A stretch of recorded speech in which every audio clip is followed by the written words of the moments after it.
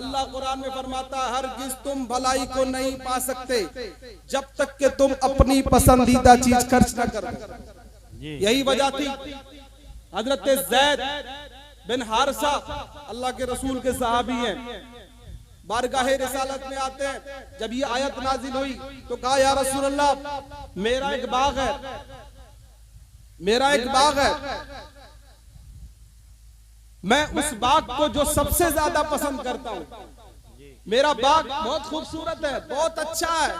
लेकिन जब कुरान की ये आयत नाजिल हुई, सुनो मुसलमानों, जब सहाबा के दरमियान में कुरान की आयतें पेश की जाती थी तो सहाबा कुरान की आयतों के सामने झुक जाते थे और जो अल्लाह चाहता था वही किया करते थे। हजरत ज़ैद आकर के अर्ज करते या रसूल अल्लाह मैं अपना पूरा बाग अल्लाह की राह में सदका कर देता, पूरा बाग अल्लाह की राह में सदका कर दिया। ये थे वो सहाबा कि जिनके घरों में आपकी तरीके से, आज की तरीके से, जैसे ये बकरीद का सीजन चल रहा है, उस जमाने में फ्रिज नहीं होता था कि जो पूरा का पूरा 13 भी गुजर गई तब भी पूरा भरा हुआ है, खाली नहीं हो रहा है। उनकी नीयतें इतनी ज्यादा ऐसी नहीं थी, अगरचे मुबाह है, मना नहीं है, लेकिन नीयत की बात कर रहा हूं कि ये सहाबा की नीयत और उनका तरीका था, तुम उन्हीं के मानने वाले हो। यही वजह थी कि वो उस दौर में भी वो मुअज़्ज़ज़ थे मुसलमान होकर, हम खार हैं तारीख़े खुरा होकर, क्योंकि उन्होंने नबी पाक सल्लल्लाहु अलैहि वसल्लम की रिज़ा को पसंद किया, उन्होंने अल्लाह की रिज़ा को पसंद किया, इसलिए उनके तराने आसमानों में पढ़े जाते थे, उनके लिए सलाम जिब्रील अमी लेकर के आया करते थे, उनके लिए फरिश्ते आकर के कहा करते थे ऐ अल्लाह के रसूल के सहाबी, ऐ अबू बकर तेरे ऊपर सलाम हो, खुदा की तरफ से तुम पर सलाम। बेशक बेशक। तो ये कब होता था? ये जब होता था कि जब वो कुर्बानियां पेश करते थे। इसलिए मैंने वो शेर पढ़ा, इसकी पूरी गम्माजी करता है, मिटा दे अपनी हस्ती को कर कुछ मर्तबा चाहे कि दाना खाक में मिलके गुले गुलजार हो। हज़रात गिरामी बगैर मेहनत के कुछ नहीं मिलता है।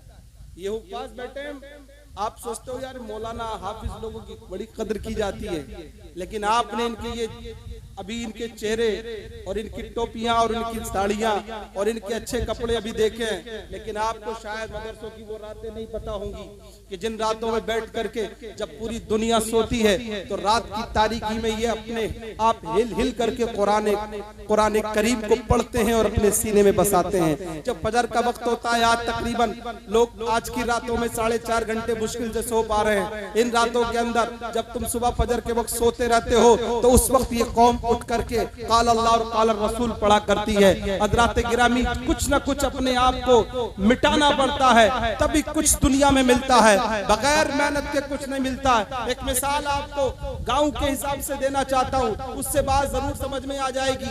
ये बात समझ लें कि कुछ देने के बाद ही कुछ मिलता है।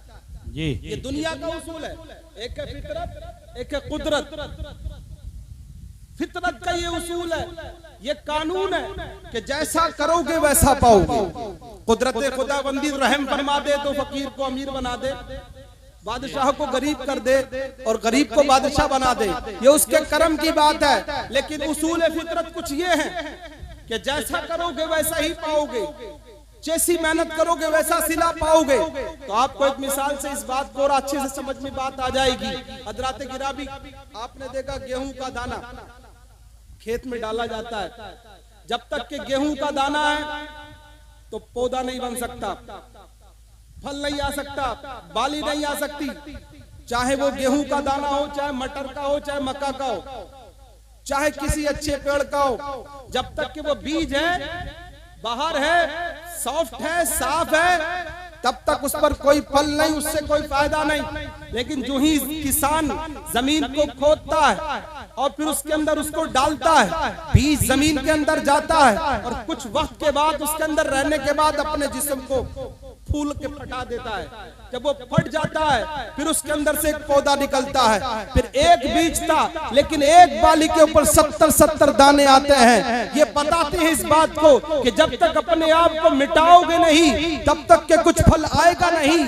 काम वाला जब तक के इंसान बनता नहीं है जब तक अपने आप को मिटाता नहीं है। इसलिए याद रखो, दुनिया में कामयाब होना है, दुनिया में कुछ निशान पाना है, दुनिया में कुछ तरक्की करना है, दुनिया में कुछ छोड़ करके जाना है, अपना नाम करके जाना जाना है तो याद रखो खाली रूटीन वाली जिंदगी से नहीं कि सुबह को बाजार गए, शाम को सामान लेकर के आ गए, घर गए या मकान पे गए, ये किया वो किया, नहीं। जब तक के तुम दुनिया के भी काम करो और दीन के भी काम करो, आखिरत के भी काम करो।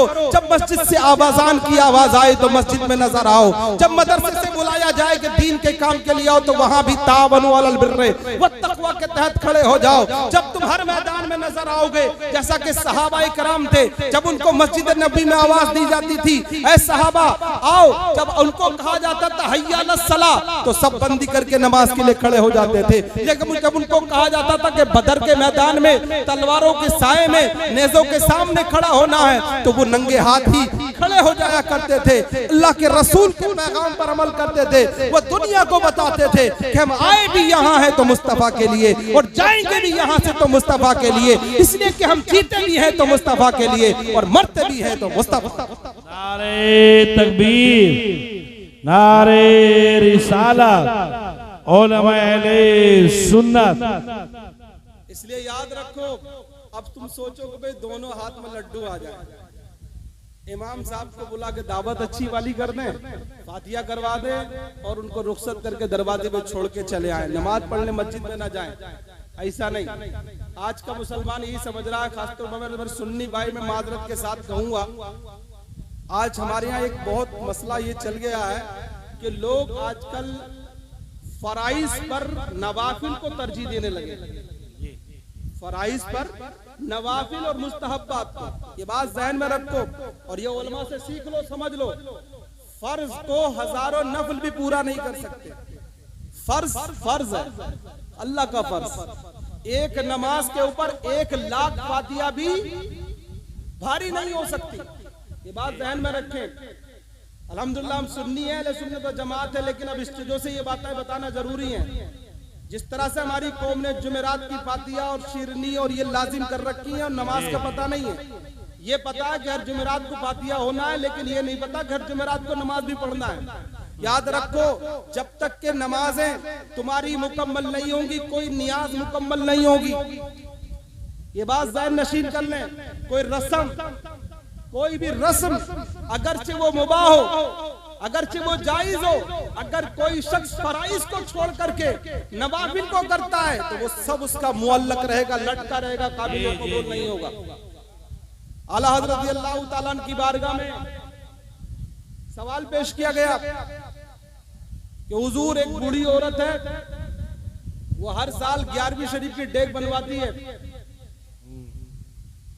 और पास में गरीब मदरसा है, वहां गरीब बच्चे पढ़ते हैं, तो क्या उसको 11 डेगे बनवाना जरूरी है या मदरसे के गरीब तलबा को देना जरूरी है?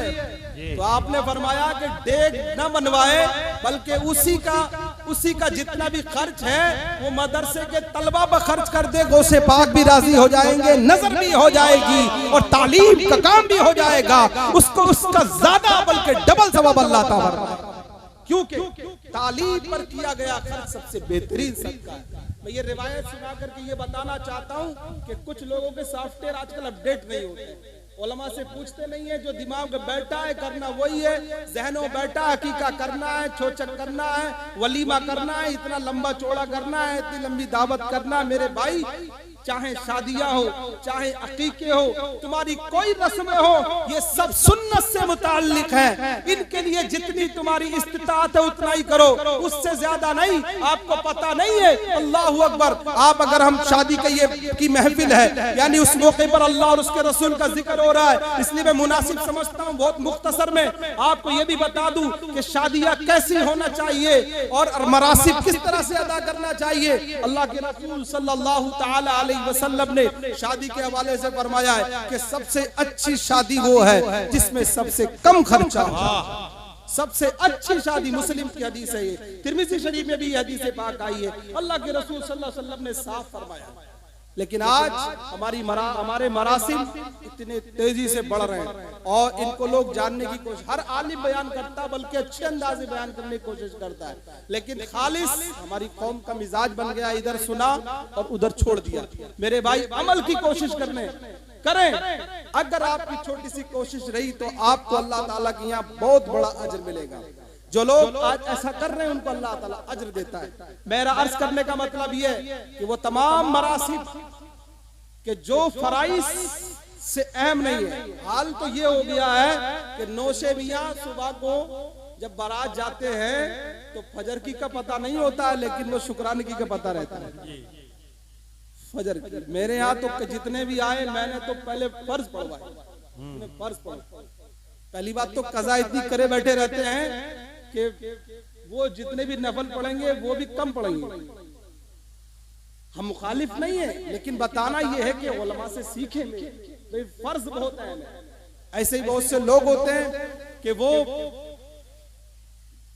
मस्जिदों में लेकर के जाते हैं, न जाने और कितनी रस्में हैं। ऐसी बहुत सी रस्में उलमा बयान भी करते हैं, किताबें लिखी जाती हैं इसके ऊपर, लेकिन स्टेजों से बार बार याद दिलाया जाता है क्योंकि ये भूल बहुत जल्दी जाती है, इसलिए याद भी दिलाया जाता है। तो जो मरासिम गैर शरई है, बहुत से गैर शरई मरासिम भी हमारे यहाँ, उनसे भी बचना बहुत जरूरी है। जैसे एक बड़ी मशहूर रस्म आजकल हमारे यहाँ मेहंदी चल रही है। इसके अलावा जो लोग लगाते हैं, याद रखें शरीयत के मेहंदी लगाना जायज नहीं है, औरत ही के लिए मेहंदी है। और जो रातों को ये पूरा रात जगह होता है और ये सब रातों को जो करते हैं, ये इस तरह का रात जागना, अल्लाह का जिक्र करना, ये मजलिस सजाना, ये तो बहुत अच्छा काम है क्योंकि अल्लाह और उसके रसूल का जिक्र हो रहा है। और इंशाअल्लाह एक एक अमल जितने उलमा आए इनकी नेकियों का सवाब, जितने सुनने आए इनका सवाब उस शख्स को मिलेगा जिसने ये महफिल सजाई, इसका सवाब उसे भी मिलेगा और उनके वालिदैन को भी मिलेगा। हत्ता कि उनके जितने लोगों की उन्होंने नियत की है मरहूमों की, उन तमाम को भी इसका सवाब। जितना कुरान पढ़ा जाएगा, जितनी नातें पढ़ी जाएंगी, जितने बयानात होंगे, इस तबाब का सवाब उसको मिलेगा। लेकिन मैं ये भी बता दूं, जितने हराम काम लोग करवाते हैं इसका गुनाह भी उनको पड़ता है। अब चाहे वो हराम काम जिस शक्ल में हो, बाजा बजवाएं, या जो लोग ऐसा करते हैं करवाते हैं, और जिन लोगों ने सोच रखा है, ये हमारे यहाँ ये जो रिवाज चला है माशाल्लाह, प्रोग्राम करा रहे हैं लोग, जलसा करा रहे हैं, बहुत अच्छा। अल्लाह ताला इसमें और लोगों को इसकी तरफ माइल फरमाए, हराम कामों से बचाए और नेक काम करने की तौफीक अता फरमाए। काबिल मुबारकबाद है यहाँ के उलमा की वो टीम जो इस पर मेहनत कर रही है कि जो अल्लाह इनके और हौसलों को बुलंद फरमाए, क्योंकि एक बुराई खत्म होती है तो सैकड़ों को उसका फायदा मिलता है और शैतान की कमर टूटती है। इसलिए हदीस पाक में आता है कि एक शैतान के लिए एक आलिम 1000 आबिदों से ज्यादा भारी होता है।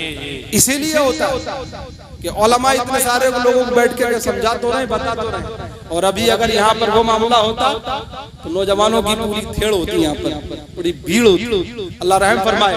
बहरहाल जिन्होंने अच्छी कोशिशें की हैं उनको अच्छा सवाब मिलता है और उस अजर का सवाब मिलेगा। कुरान पाक में अल्लाह फरमाता है फमन यअमल मिस्काला ज़र्रतिन खैरन यरा वमन यअमल मिस्काला ज़र्रतिन शर्रन यरा। जो जर्रे के बराबर अच्छा करेगा उसको उस जर्रे के बराबर बदला दिया जाएगा और उसका वो बदला देख लेगा। जो जर्रे के बराबर शर करेगा उसको उसके जर्रे के बराबर उसका शर का बदला मिलेगा और उसको कयामत के दिन देख लेगा। इसलिए जो भी करना है अच्छे काम करो, जो भी करना है अच्छी बातें करो, अच्छी महफिलें मुनक्किद करो। हज़रात गिरामी इसकी जरूरत है और ये याद रखे, हाथ पे हाथ धरने से नहीं होगा, कुछ करने से होगा। कुरान की आयत हमें बताती है लन तनालुल बिर्रा हत्ता तुनफिकू मिम्मा तुहिब्बून। हरगिज़ तुम भलाई को नहीं पा सकते यहाँ तक कि तुम जो सबसे तुम्हारी पसंदीदा चीज है उसे अल्लाह की राह में खर्च ना कर दो। अल्लाह भी उसी वक्त मिलेगा जब तुम अल्लाह की तरफ दौड़ोगे, अल्लाह की तरफ मेहनत करोगे, अल्लाह की तरफ जुस्तजू करोगे, तब खुदा तक पहुंचोगे। मैं इसको समझाने के लिए एक रिवायत आपको सुना करके मैं अपनी बात को अपनी गुफ्तगू को अपने आखिरी मोड़ की तरफ लाना चाहता हूँ और ये बताना चाहता हूँ कि हजरत सैयदना इब्राहिम बिन आदम बलखी रहमतुल्लाहि तआला अलैह एक बहुत बड़े अल्लाह के वली हुए।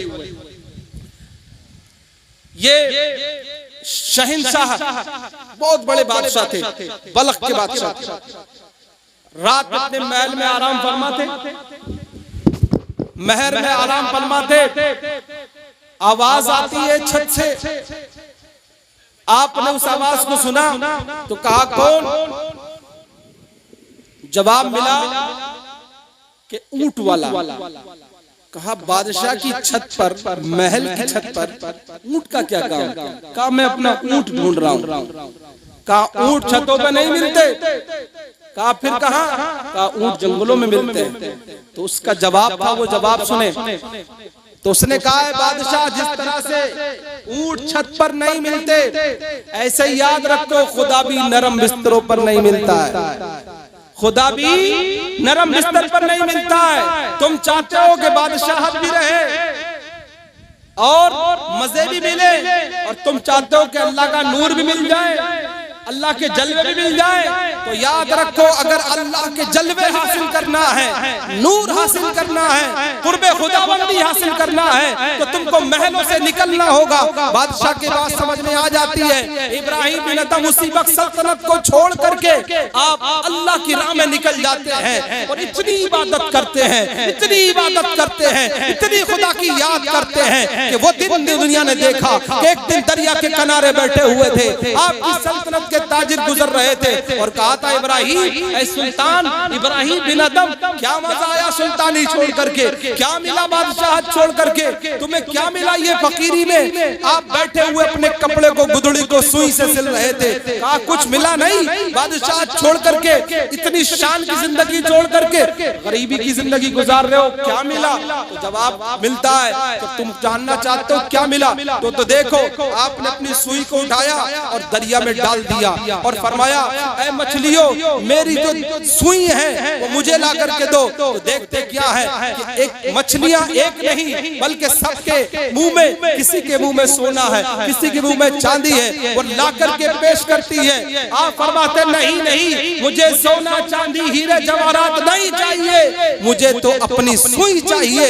इतनी देर में एक मछली ला करके आपकी सुई भी पेश कर देती है। और उसके बाद आपने ताजिरों से फरमाया, सुनो ताजिरो, देखो तुमने कहा था कि ऐ इब्राहिम तुम्हें सुल्तानी छोड़ करके क्या मिला, तो बताना ही चाहता हूँ कि जिस वक्त में बादशाह था तो उस वक्त में लोगों के सरों पर हुकूमत करता था, लेकिन आज मैं अल्लाह का जिक्र करके, अल्लाह की इबादत करके मैं लोगों के दिलों पर हुकूमत कर रहा हूँ, मछलियों पर हुकूमत कर रहा हूँ, समंदर पर हुकूमत कर रहा हूँ। क्योंकि हदीस पाक में आता है, अल्लाह का महबूब फरमाता है, रसूल गिरामी सल्लल्लाहु अलैहि वसल्लम का इरशाद है, बन कान अल्लाहु ला, जो अल्लाह का हो जाता है अल्लाह उसका हो जाता है, और जिसका अल्लाह हो जाता है उसका सब कुछ।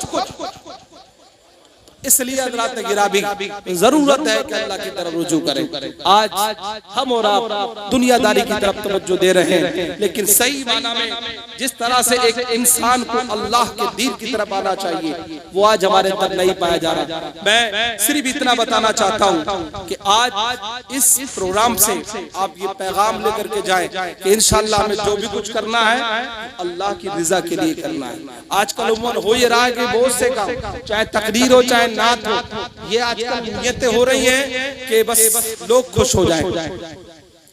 दूर दूर तक इस नियत का ख्याल भी नहीं होता है कि अल्लाह खुश हो जाए, अल्लाह राजी हो जाए। याद रखे, जिस अमल में नियत अच्छी नहीं होगी वो अमल अल्लाह की बारगाह में कबूल नहीं होगा। बुखारी शरीफ की पहली हदीस पाक में आता है, इन्नमल आमालु बिन्नियात, अमाल का मदार नियतों पर होता है। नियतुल मोमिन खैरु मिन अमल, मोमिन की नियत उसके अमल से बेहतर हुआ करती है। आज हमारी नियतें ही अच्छी नहीं है, आज हमारा अमल भी अच्छा नहीं, नियत भी अच्छी नहीं, फिर और सब कुछ होने के बाद इखलास नहीं।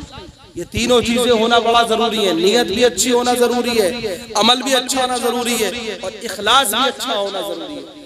तीन चीजें जब जमा होती हैं, जब नेकी की कबूलियत की उम्मीद की जाती है।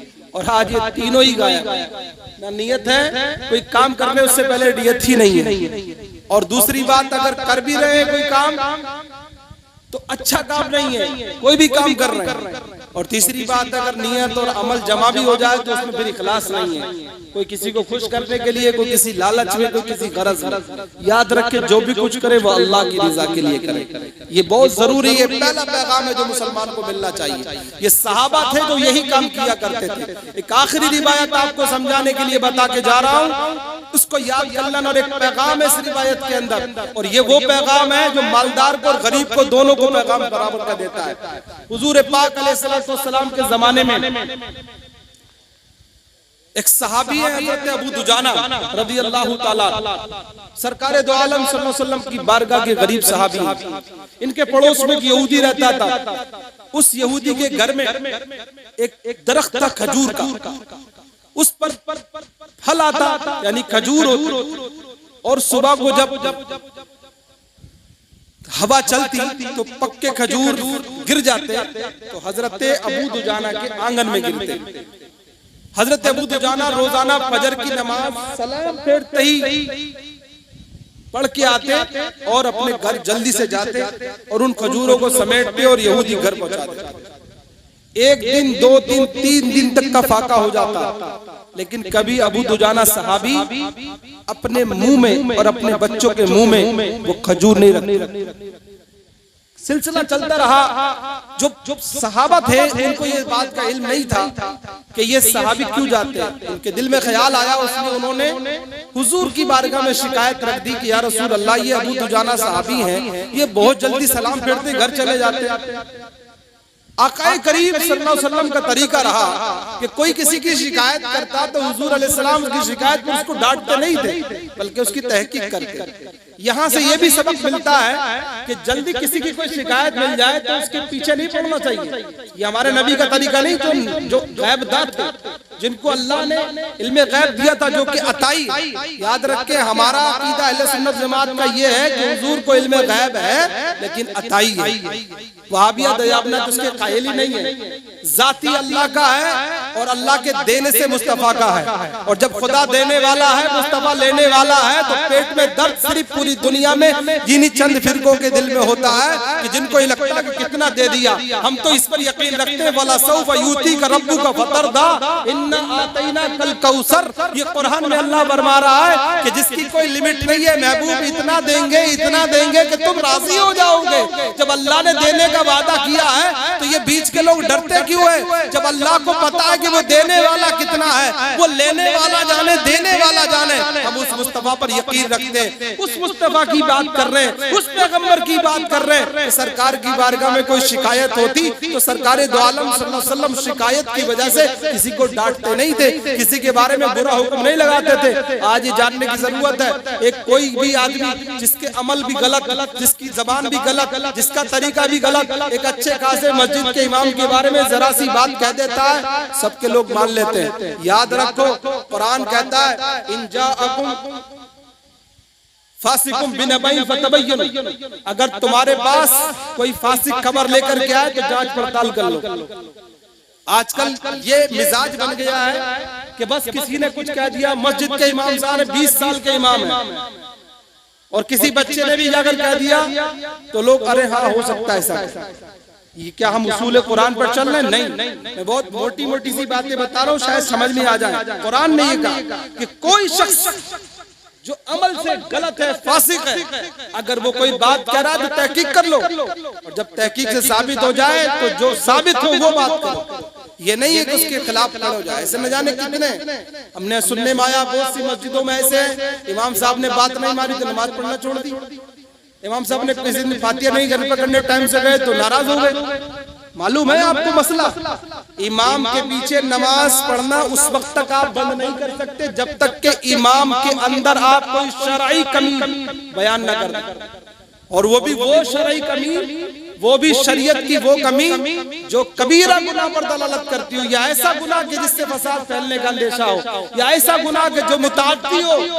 वो गुनाह अगर इमाम करे तो फिर उसके पीछे नमाज नहीं पढ़ी जा सकती। और जो नहीं फातिहा पढ़ने नहीं गए, बात नहीं मानी, तो ऐसे नहीं। अगर कोई शख्स ऐसा शख्स नमाज पढ़ना भी छोड़ता है तो वो मुस्तकिल गुनाहगार है।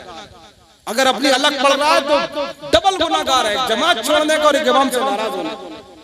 ये मैं बात इसलिए कह रहा हूँ कि आजकल जिसे देखो वो अपनी डबली बजा रहा है, जिसकी बात नहीं मानी गई वो नाराज होकर बैठा है।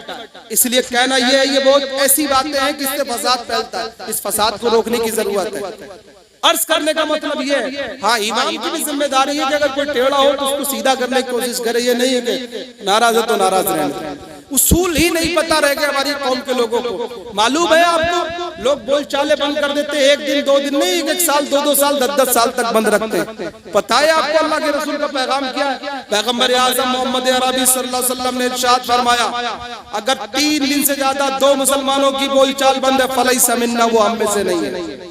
वो नेता हो सकता है, वो बहुत बड़ा आदमी हो सकता है, वो कुछ भी हो सकता है, वो घर का मुखिया हो सकता है, लेकिन वो मुसलमान नहीं। अल्लाह के रसूल फरमाते हैं, अगर 2 दिन तक बोलचाल बंद, 3 दिन से ज्यादा बोलचाल बंद हो जाती है, तो हुजूर फरमाते वो हम में से है ही नहीं। आप बने फिर रहे जनाब, हम तो अरे हम तो 30 साल से उसकी चौखट पे नहीं गए। मालूम है, ऐसे लोगों के लिए मैं हदीस सुनाता हूँ। अल्लाह के रसूल फरमाते ला यदखुलुल जन्नत कातिउन, जन्नत में कता करने वाला, रिश्तों को तोड़ने वाला जन्नत में दाखिल नहीं हो सकता। जो लोग रिश्तेदारियों को तोड़ते हैं, जो आपस में लड़ाइयां लड़वाते हैं, जो खानदानों के बंटवारे करते हैं, जो छोटी छोटी सी बातों के ऊपर नाराज होकर बैठ जाते हैं, जो शादियों के मौके पर खुशामदों के आदी हो चुके हैं कि फला बुलाने आएंगे, फुप्पो बुलाने आएंगी, खाला बुलाने आएंगी, फला को राजी किया जाएगा, चच्चा को राजी किया जाएगा। याद रखो, एक मुसलमान की खुशी में शरीक होना मुसलमान होने की पहचान है। अल्लाह के रसूल ने फरमाया, तुम्हारे ऊपर हक है तुम्हारे मुसलमान भाई का। अगर तुम्हारा पड़ोस में कोई मुसलमान है और उसके घर में खुशी है, तो तुम्हारे ऊपर जरूरी है कि तुम उसके घर में जाओ, उसे मुबारकबाद पेश करो। उसका बच्चा तरक्की करता है तो मुबारकबाद पेश करो। उसके घर में गम आता है तो उसके गम में शिरकत करो। उसके घर में मैयत होती है तो उसके जनाजे में शिरकत करो। ये मुसलमान का हुकूक है, अल्लाह के पैगंबर के अहकाम है। अगर तुम इन पर अमल नहीं करते हो तो तुम मुसलमान कहलाने के हकदार नहीं। हज़रात गिरामी, वो तमाम बातें हैं, अगर इन सबको देखा जाए तो बहुत अहम बातें। तो मार्ज ये कर रहा था कि बगैर तहकीक के किसी की कोई शिकायत हो तो शिकायत पर कान न धरा जाए, बल्कि उसको तहकीक किया जाए। वाक़ियों को मुकम्मल करता हूँ। अल्लाह के रसूल सल्लल्लाहु अलैहि वसल्लम की बारगाह में जब ये बात पहुंची कि अबू दुजाना सहाबी हैं, बहुत जल्दी अपने घर चले जाते हैं, हुजूर ने पाक अलैहिस्सलाम ने एक दिन उनको किसी वक्त में रोका और फरमाया, मेरे सहाबी ये बताओ तो सही क्या मामला, क्यों इतनी जल्दी घर जाते हो? अर्ज करने लगे, या रसूलल्लाह बताता तो नहीं, लेकिन आपका हुक्म है तो बता देता हूँ। या रसूलल्लाह, बात दरअसल ये है, बात मेरी गुर्बत की है। मामला ये है कि मेरे पड़ोस में एक यहूदी का मकान है, उस घर के अंदर एक खजूर का पेड़ है। वो रात भर जब हवा चलती है तो उससे पके खजूर गिर जाते हैं, जो अबू दुजाना के आंगन में गिरते। या रसूलल्लाह, कभी एक दिन होता है खाना नहीं बनता, कभी 2 दिन होते हैं खाना नहीं बनता, बच्चे भूखे सो जाते हैं। या रसूलल्लाह, भूख बड़ी दीवानी होती है, भूख का कोई चेहरा नहीं होता है। या रसूलल्लाह, इसलिए अबू दुजाना डरता है कहीं ऐसा ना हो मेरे बच्चे रात को जो भूखे सोए हैं सुबह को उठे और उनको भूख परेशान करे, शैतान बहकाए और अबू दुजाना के बच्चे हराम की खजूरें उठा करके अपने मुंह में रख ले। या रसूल अल्लाह, मुझे ये गवारा नहीं है मेरे बच्चे भूखे रह करके सो जाएं, मेरे बच्चे भूखे मर जाएं। अबू दुजाना को ये गवारा है, लेकिन हराम की खजूर मेरे बच्चे के पेट में चली जाए। या रसूल अल्लाह, आपकी तालीम, आपके दीन की तालीम के मुताबिक मुझे ये कभी गवारा नहीं है। सुनो मुसलमानों, जिनके घर भरे हुए हैं, जिनकी कोठियां भरी हुई हैं, जिनके बैंकों में पैसे पड़े हुए हैं, जिनके पास अनाप शनाप दौलतें हैं, लेकिन आज भी उनके अंदर ये मिजाज नबवी नहीं है, आज भी ये मिन्हाज नबुव्वत नहीं पाया जाता, आज भी ये मुसलमानी अंदाज नहीं पाया जाता। आखिर तुम्हें हो क्या गया?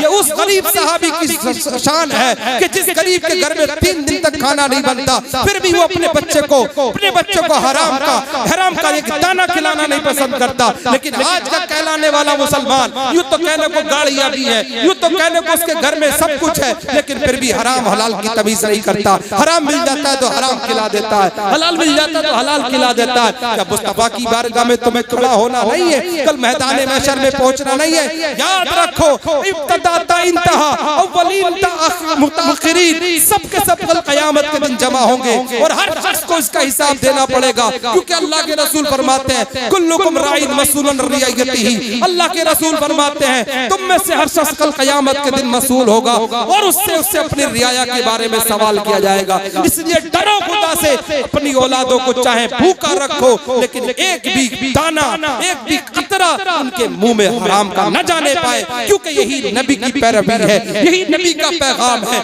यही इस्लाम की तालीम है। इस्लाम मजहब ये सिखाता है कि हराम हराम है, अल्लाह ने हराम में बरकत नहीं रखी है, अल्लाह ने हलाल में बरकत।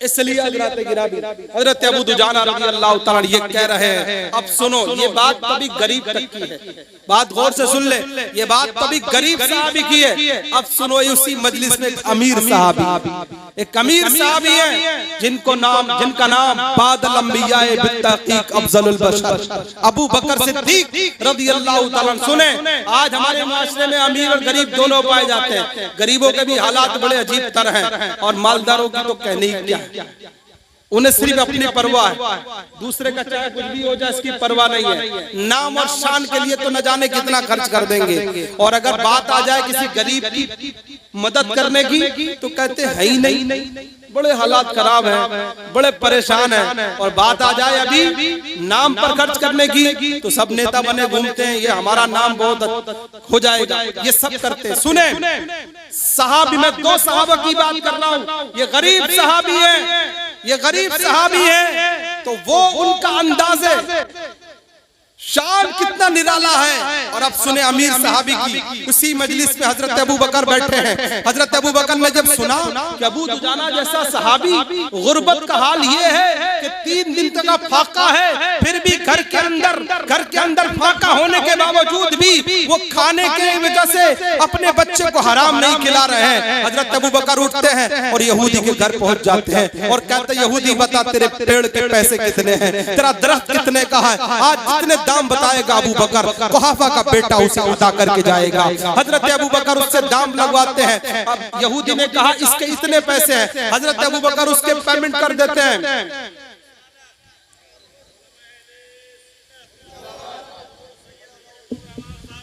जिंदाबाद। एक को आपके सामने पेश कर दिया है, बहुत दूसरा बहुत जल्दी से सुन लें। हमारे दरमियान में अज़ीमुश्शान खतीब तशरीफ ला चुके हैं, इंशाअल्लाह आप उनका खिताब मुफस्सल मुदल्लल सुनेंगे। अर्ज करना यह चाह रहा हूँ कि हजरत अबू बकर सिद्दीक रज़ी अल्लाह अन्हु यहूदी के घर पहुंचते हैं और उसके बाद आप फरमाते, यहूदी बता तेरे पेड़ के कितने पैसे हैं, दरख्त की कितनी कीमत है, सारी कीमत अदा कर देते हैं। और उसके बाद यहूदी से लेने के बाद फरमाते, सुन यहूदी, आज के बाद पेड़ तेरे घर में रहेगा और पेड़ के फल अबू दुजाना के घर में होंगे। पेड़ तो तेरा होगा लेकिन फल अबू दुजाना के होंगे। ये कह करके बताते नहीं है कि मैंने सौदा क्या कर दिया। आजकल के मालदारों की तरह नहीं है कि थोड़ा सा देते हैं, सर्दी आ गई एक कंबल बांटा, पूरे जहान को पता चल गया।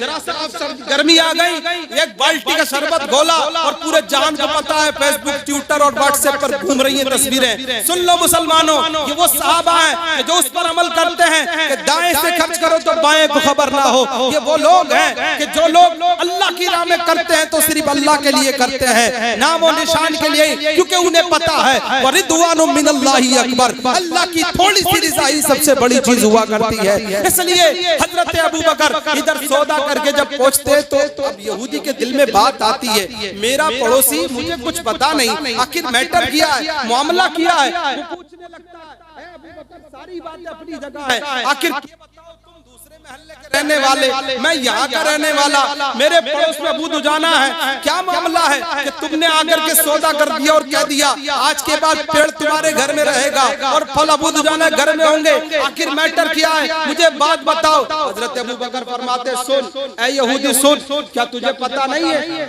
अबू दुजाना रोजाना अपने दामन में तेरी खजूरें समेट के लाते हैं, सुबह तुझको देते। कहा हाँ मैं रोज देखता हूँ, अबू दुजाना रोजाना अपने घर से खजूरें लेकर के आते हैं और सुबह मुझको दे देते हैं। तो फरमाया कि तुझे पता नहीं है किस वजह से? कहा हाँ, इसकी वजह यह है कि दरअसल अबू दुजाना का घर में फाका होता है, बच्चे भूखे सोते हैं, लेकिन इसके बावजूद ईमान पक्का होने की वजह से, ईमान पुख्ता होने की वजह से, इस्लाम और शरीयत पर अमल होने की वजह से, तरीक़े मुस्तफा पर अमल करने की वजह से, इताअत मुस्तफा की वजह से अबू दुजाना का जज्बा ईमान ये है कि भूखा रहना गवारा है, लेकिन हराम का लुक़मा न खुद खाना गवारा है, न बच्चों को खिलाना गवारा है। इस वजह से अबू दुजाना बताते भी नहीं, इसलिए कि गुर्बत को छुपाना भी ये नबियों का तरीका रहा है, ये गुलामान ने मुस्तफा का तरीका रहा है, अपनी गुर्बत को छुपा लिया, दुनिया को बताया नहीं। आज की तरह नहीं कि सर में दर्द हो गया तो पूरे जहान को पता चल गया। आज की तरह नहीं कि जरा सी परेशानी हो तो ढंडोरा पीट दिया, सरे राह खड़े होकर के बता रहे हैं हम परेशान हैं, चिल्ला रहे नहीं। ये सहाबा हैं, ये जुल्म सितम सहते हैं, ये परेशानियां उठाते हैं, लेकिन दुनिया को नहीं बताते हैं, क्योंकि इनको पता है कुरान में अल्लाह ने फरमा दिया है वला नबलुवन्नकुम बिशैइन मिनल खौफ वल जू'i व नक्सिम मिनल अमवाल वल अनफुस वस्समरात व बश्शिरिस साबिरीन। क्योंकि कुरान कह रहा है कि हम तुमको आजमाएंगे, तुम्हारे मालों में कमी करके, तुम्हारी जानों में कमी करके, तुम्हारी खेतियों में कमी करके, तुम्हारी औलादों में कमी करके। और जिसने इन तमाम चीजों को, इन सारी आजमाइशों को सब्र के साथ कबूल कर लिया तो उन्हें जन्नत की बशारत दे दो, उन्हें सब्र करने वालों को बशारत दे दो। यही वो चीजें थी जो सहाबा के दिल में थी, उन्हें पता था ये सारी चीजें होती है। जब ये बात यहूदी ने जान ली ये मामला है, तो यहूदी कहता है अबू बकर बात इस पर नहीं रुकेगी, चलो मुझे भी बारगाहे मुस्तफा में लेकर के चलो, मुझे भी दरबारे रसूल में लेकर के चलो, मुझे भी बारगाहे रसूल में लेकर के चलो। और यहूदी वहां पहुंचता है और कहता है जब अबू दुजाना के ईमान का ये आलम है तो अबू बकर का क्या आलम होगा, उस्मान का क्या आलम होगा, हैदर कर्रार का क्या आलम होगा, उमर इब्ने खत्ताब का क्या आलम होगा। या रसूल अल्लाह जब तुम्हारे बारगाह के गरीबों का ये आलम है तो इन बड़ों का क्या आलम होगा। इसलिए मैं कलमा पढ़ करके हल्का बगोश इस्लाम होता हूँ और कलमा पढ़ता हूँ ला इलाहा इल्लल्लाह मुहम्मदुर रसूलुल्लाह। इस्लाम जिंदाबाद, इस्लाम पाइंदाबाद। व आखिरु दावाना अनिल हम्दुलिल्लाहि रब्बिल आलमीन।